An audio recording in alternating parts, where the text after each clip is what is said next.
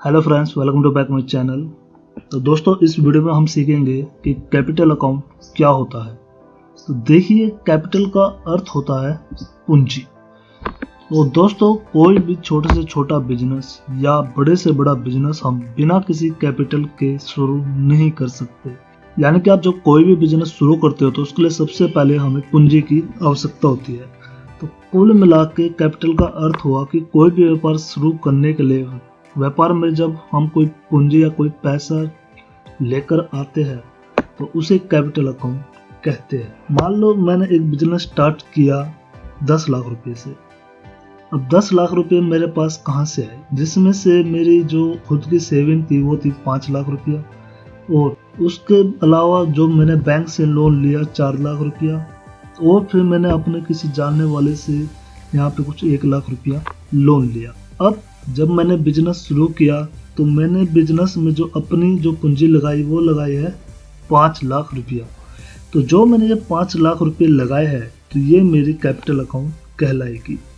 इसके अलावा जो मैंने बैंक से लोन लिया है, रिलेटिव से लोन लिया है, तो ये भी हमारे अलग से किसी अन्य ग्रुप में आएंगे जो कि हम आगे चल के जानेंगे। तो दोस्तों, आप अच्छे से समझ गए होंगे कि कैपिटल अकाउंट होता क्या है।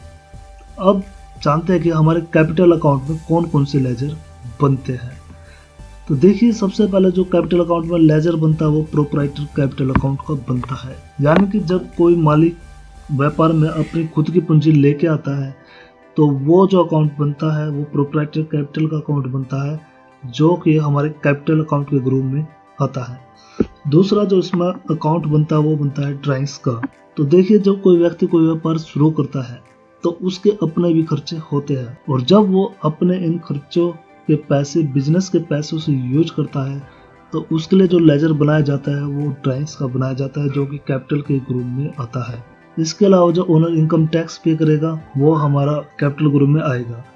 उसके अलावा मालिक के जो कोई इंश्योरेंस होता है, जैसे LIC इंश्योरेंस या कोई अन्य इंश्योरेंस होता है, तो वो भी उसके कैपिटल अकाउंट में ही आता है। और जो ओनर के बच्चों के स्कूल की फीस जाती है तो उसके लिए जो खर्चा होता है वो भी कैपिटल अकाउंट में आता है। तो ये था दोस्तों कैपिटल अकाउंट। अब जान लेते हैं कि कैपिटल अकाउंट का नेचर किस तरह का होता है। तो देखिए, जो कैपिटल अकाउंट का जो नेचर होता है, क्योंकि हम बिजनेस स्टार्ट करने के लिए पैसा लेके आते हैं और वो पैसा हमारा बिजनेस में ही खर्च होता है, तो ये हमारी एक तरह का लायबिलिटी होती है। तो कैपिटल अकाउंट का जो नेचर होता है वो हमारा लायबिलिटी का होता है। आई होप दोस्तों आप अच्छे से समझ गए होंगे कैपिटल अकाउंट होता क्या है। अब कैपिटल अकाउंट की टैली में एंट्री किस तरह से होती है वो हम देख लेते हैं। तो इसके लिए हम अपने टैली में आएंगे, और यहाँ पे आप देख सकते हो कि मैंने एक नई कंपनी यहाँ पे क्रिएट की है। हालांकि जो अब हम ये कैपिटल अकाउंट के बारे में सीख रहे हैं, तो ये किसी भी बिजनेस का जब नया नया बिजनेस स्टार्ट होता है तब ये एंट्रियाँ होती है, लेकिन हमने इसको बाद में इसलिए शुरू किया है ताकि आप अच्छे से समझ जाओ कि लेजर क्या होते हैं, किस तरह से लेजर बनते हैं, सेल परचेज की एंट्री किस तरह होती है, पेमेंट रिसिप्ट की एंट्री किस तरह से होती है, और टैली में जो शॉर्टकट होते हैं वो क्या क्या यूज होते हैं। तो आप इन सब बातों को बड़े अच्छे से सीख गए हो। तो अब हम इसमें कैपिटल की एंट्री किस तरह से होती है वो सीखेंगे। तो देखिए, मैंने यहाँ पे एक नई कंपनी क्रिएट की है। आपको कंपनी कैसे क्रिएट करनी है अगर आपको नहीं पता तो मैंने इसका वीडियो बनाया हुआ है, आप जाके डिस्क्रिप्शन उसका लिंक मिल जाएगा, आप उसमें देख सकते हो। तो यहाँ पे मेरे पास कुछ वाउचर है, कुछ एंट्रियां हैं। तो यहाँ पे देखिए, सबसे पहले जो Vinod start business with 2 lakh cash, यानी कि विनोद एक प्रोप्राइटर है जिसने 2 लाख रुपए कैश लेके आता है बिजनेस में। तो यहाँ पे जो ये न्यू बिजनेस एंट्री जो ये कंपनी है, तो कंपनी एक अपनी जगह होती है और जो प्रोप्राइटर होता है वो अपनी जगह होता है। यानी कि बिजनेस शुरू करने के लिए जो पैसा आता है उसकी जो हम एंट्री करते हैं वो कंपनी में करेंगे, क्योंकि वो पैसा जो आया हमारा कंपनी में आया है। तो अब हम देख लेते हैं कि हमारे पास यहाँ पे कुछ एंट्री मैंने यहाँ पे नोट किया आपको समझाने के लिए। सबसे पहले जो Vinod start business with 2 lakh रुपए कैश। तो विनोद जो प्रोप्राइटर है वो 2 लाख रुपए कैश लेकर आता है बिजनेस शुरू करने के लिए। अब टैली में इसकी एंट्री कैसे करेंगे, हम जाएंगे काउंटिंग वाउचर में। तो दोस्तों, जब भी बिजनेस में कोई पैसा आता है यानी कि वो रिसिप्ट हो रहा है, तो उसकी एंट्री जो होगी हमारी रिसिप्ट में होगी। तो आप फंक्शन बार में देखो, रिसिप्ट का जो शॉर्टकट है वो हमारा F6, कीबोर्ड से मैं F6 प्रेस करूँगा, रिसिप्ट की एंट्री हमारी ओपन हो जाएगी। तो दोस्तों, क्रेडिट डेबिट के बारे में मैं आपको आगे जितनी भी एंट्री होगी सबको डिटेल में बताता जाऊंगा और साथ के साथ उनका नेचर भी आपको मैं बताता जाऊंगा कि किस लेजर का हमारा क्या नेचर होगा। तो यहाँ पे सबसे पहले हम एक अकाउंट क्रिएट करेंगे Alt C करके। जैसे मैं Alt C करता हूँ, सबसे पहले जो एंट्री है हमारे Vinod start business with 2 lakh. तो यहाँ पे विनोद जो प्रोपराइटर है वो 2 लाख रुपए लेकर आता है। तो सबसे पहले हम विनोद का कैपिटल अकाउंट बनाएंगे।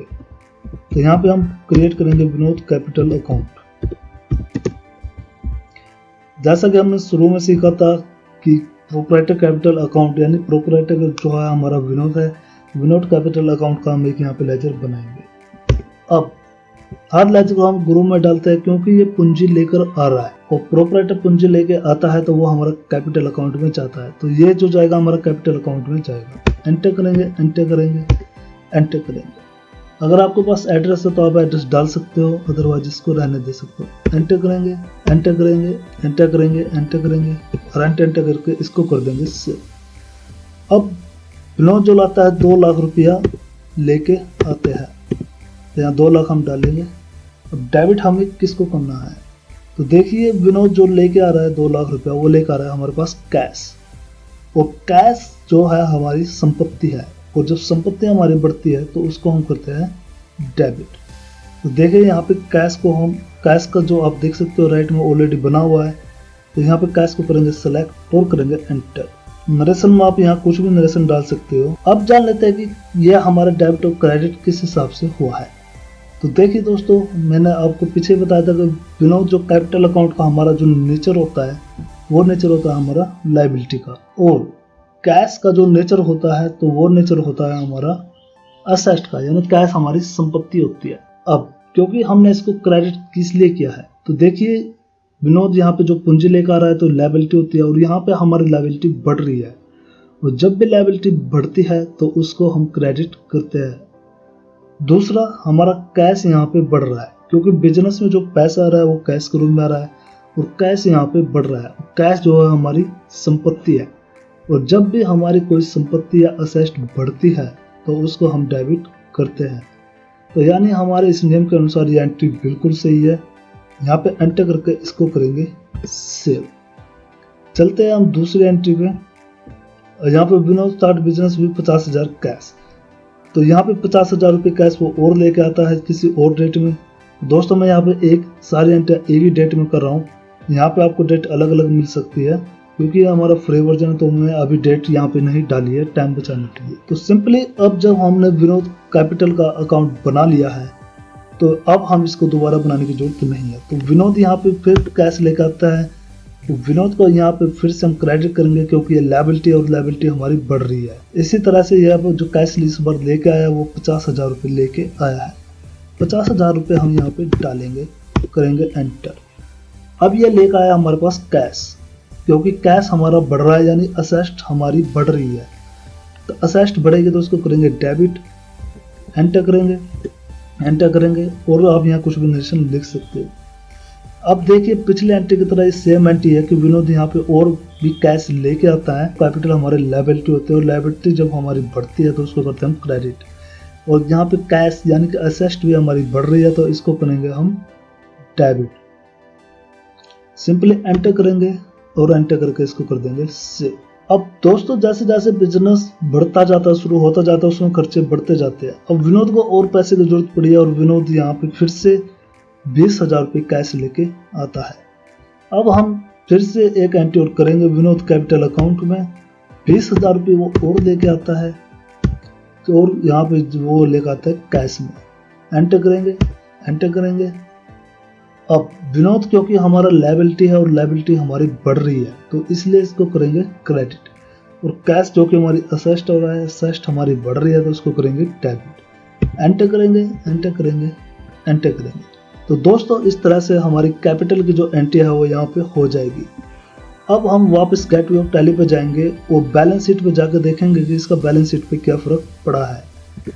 तो दोस्तों जैसे आप जानते हो कि हमारी असेस्ट और लायबिलिटी हमारी बैलेंस शीट में शो होती है, और Alt F1 करके मैं इसको डिटेल में कर दूंगा। तो आप देख सकते हो कि बिजनेस में जो हमारा अभी तक पैसा आया है वो आया है 2,70,000 रुपया। अगर हम इसको एंटर करेंगे और अप्रैल में यहाँ पे पैसा है, तो यहाँ पे एंटर करेंगे तो देखिए सबसे पहले हमारे पास आया है 2 लाख रुपया। उसके बाद 50,000 रुपया हमारे एक आया और 20,000 हमारे एक आया है। बैक जाएंगे, अब यहाँ देख सकते हो कि यहाँ पे कैपिटल में 2,70,000 है, जो कि हमारा लायबिलिटी साइड में शो कर रहा है, यानी कि ये हमारी लायबिलिटी है जो कि हमने पे देनी ही देनी है। दूसरा, हमारा कैश यहाँ पे बढ़ रहा है क्योंकि हमारा जो पैसा आया था वो हमारा सारा कैश में आया था। तो 2,70,000 की कैपिटल आई है जो कि हमारी कैश में आई है, तो 2,70,000 हमारा यहाँ पे कैश शो कर रहा है। तो इस तरह से बड़ी आसानी से हम कोई से भी कैपिटल की एंट्री यहाँ पे कर सकते हैं। मिलते हैं नेक्स्ट वीडियो में। Till then thank you, take care, bye bye.